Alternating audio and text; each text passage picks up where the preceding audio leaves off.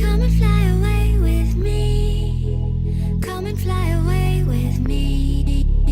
Come and fly away with me. Come and fly away with me. Hi guys, this is LadyGagiers. Welcome back to my channel. Today is January 9 na guys, and in this video we will do my first shopping haul in the year 2025. So, to start with guys, ang dami kong nabili. Ay, hindi naman siya madami guys, pero it's iba't ibang mga boutiques siya guys. So, first guys, ang dami ko naman guys. First is Miniso. First time ko nakapunta ng Miniso guys dito sa Quebec kasi wala yan before. Before kasi wala kaming mga ganito. And then, nag-open sila dun sa mas malayong mall. And then, meron sila sa Montreal. Doon ako nakapasok first time sa Montreal, guys. And then, this year, before the end of the year, 2024, mga December yata, sila nag-start, nag-open, guys. Nag-open sa dito lang malapit sa amin. So, ito yung nabili ko sa Miniso, guys. First, lahat sila puro mga Hello Kitty. Ay, hindi naman sila lahat mga Hello Kitty, pero marami siyang Hello Kitty. First is ito, guys, yung notebook. Para siyang daily journal. So, hindi siya Hello Kitty, it's my melody.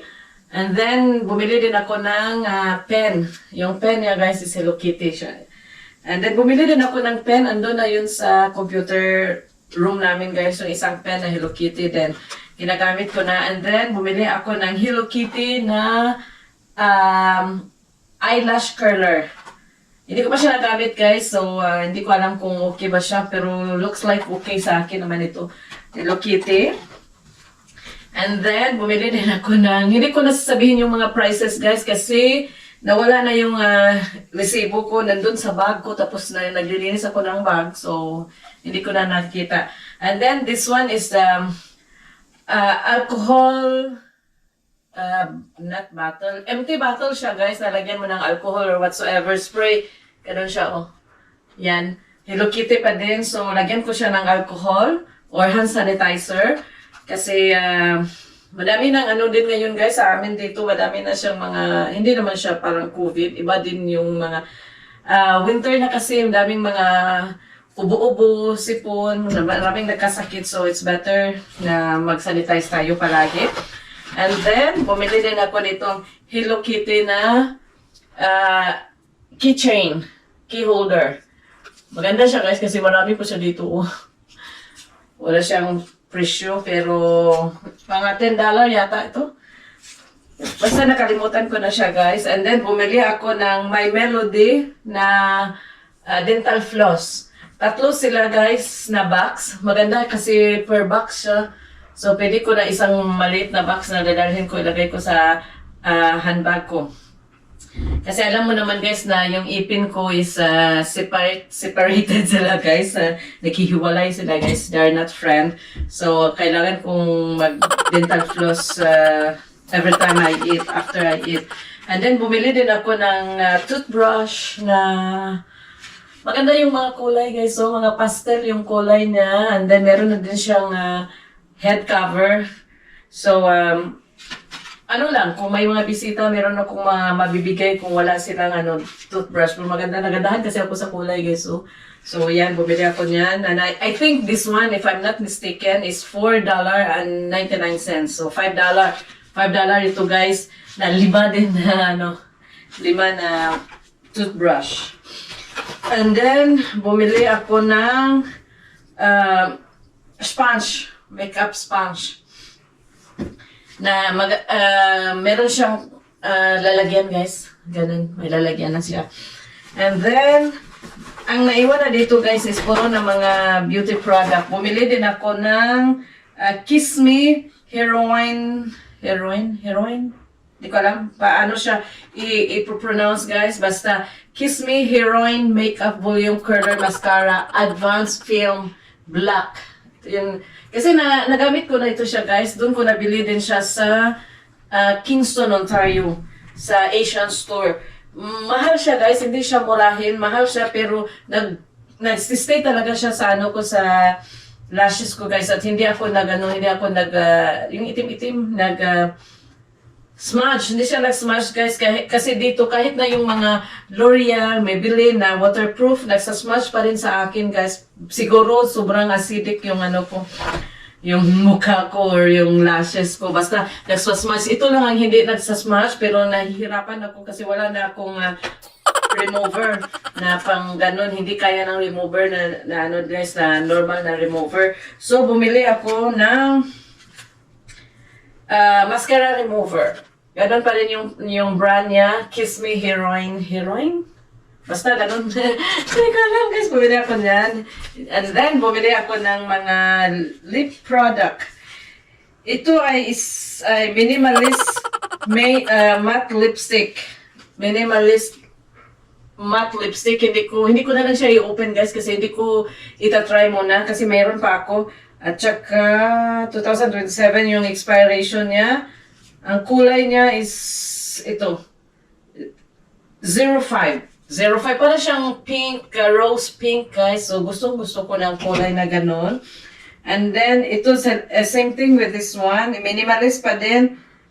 And then liquid lang siya guys. Ito minimalist siya pero ang brand at saka liquid siya. Pareho sila ng kulay guys. 05. And then, bumili ako ng minimalist pa rin na eye and brow pencil. Eye and brow pencil. Hindi siya nakalagay na waterproof, pero itatry ko siya guys. Isa lang binili ko nito, Miniso na product. So, wala na guys. Wala na ako ng Miniso. And then, pumunta ako ng Azensa guys. And then, bumili ako ng, bra. Oh, meron pala ako dyan. Bumili ako ng bra. This one is $49. It's $50 guys na bra. Yung black na bra. Ang nagugustuhan ko nito is pwede siya i-hook dito sa likod para hindi siya parang tawag dyan.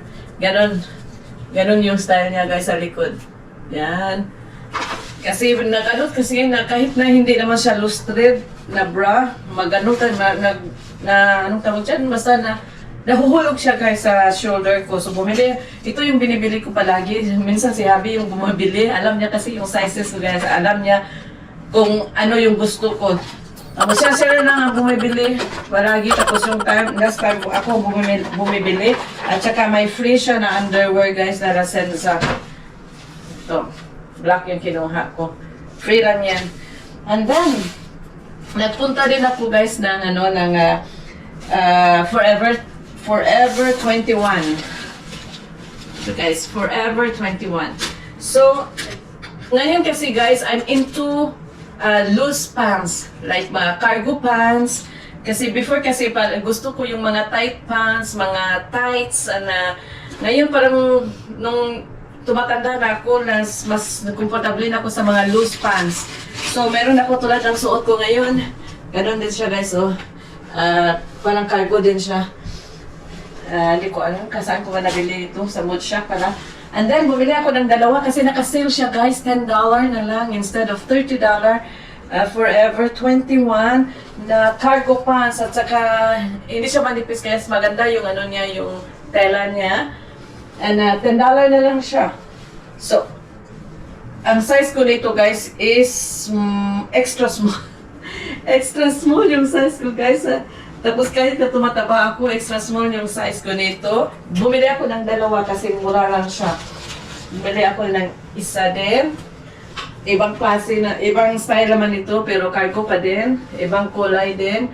And then this one is small. Yeah, this one is small. And same $10. And then, may nakita din akong Hello Kitty na ganito guys. So, nailagay ko sa handbag ko. So, sa Forever 21 ito guys, hindi ito sa Miniso, sa Forever 21. So, marami ding Hello Kitty sa Forever 21. At yun lang yun guys, wala na akong dito sa Forever 21. Tapos na po niya. And then, pumunta din ako sa pharmacy kasi bumili ako ng sanitary napkin. Pang lang guys, pang nights ko yung overnight. Bumili ako nito. Ito yung gamit ko, incognito. Maganda kasi siya kasi malaki, sobrang haba niya at saka malaki siya pero hindi siya diaper. So ito lang sana yung bibilhin ko guys. Kaso lang, nagpunta ako kasi yung skincare ko guys, yung ginagamit ko sa mukha ko is La Roche-Posay. Tapos minsan kasi, hindi minsan kadalasan kasi pag bumili ako ng La Roche-Posay, naghahanap ako ng gift kasi may mga gift naman sila guys na ibibigay sa iyo. Ilang beses na yan sa kabilang pharmacy. Every time na bumili ako doon, binigyan ako ng isang pouch na La Roche-Posay. And then binigyan pa din nila ako ng mga sample sizes na mga iba't ibang mga brand like Vichy, basta yung Avon, lahat lang mga iba't iba yan, hindi yun La Roche-Posay. So kahapon, nagpunta ako kahapon, may naka-sale sila guys, pero meron pa ako dito yung vitamin C ko na La Roche-Posay. Ito, vitamin C. So ang kahapon, ang isang ganito is $69, tapos may $15 na discount. So yun ang free. Sabi ko, at saka may mga tatlong maliliit dito guys, tatlong maliliit na sizes. So sabi ko, meron pa bang ibang gift dyan? Sabi niya, yes, binigyan din niya ako ng La Roche-Posay na body wash. La Roche-Posay na body wash. And then, dalawang La Roche-Posay na Halo B5 serum. Ito guys, meron ako marami na akong ganito guys kasi lahat mga sample na binibigay. Tapos malaki yung niya guys hindi siya maliit na bottles. Ito guys, yung bottles niya. Marami siyang laman. So yan ang gift ko sa pagbili ng vitamin C kasi mahal kasi yung vitamin C. Tapos bumili din ako ng Sika Plus Bomb. Ito yung nirekomenda ng doctor ko, surgeon ko guys, nung nag-surgery ako. After na surgery ko, niresitahan niya ako nito para dito sa cicatrice, scar. Yun ang yun ang niya sa akin, niresita niya sa akin for 6 months. So, inoperahan ako, I had my surgery last October 11. So, October 11, guys, October, November, December, January, February, March, April pa ako matapos dito, guys. So, okay naman siya, yung yung scars niya, pa, may kulay pa siya, pero dahil dito, nagle-lessen yung kulay niya. And then, massage. So, yun ang ginagamit ko. So, yun lang, guys, yung mga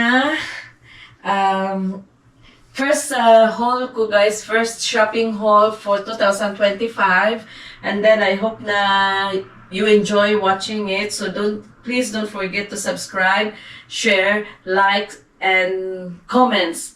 Thank you for watching guys. See you in my next one. Bye.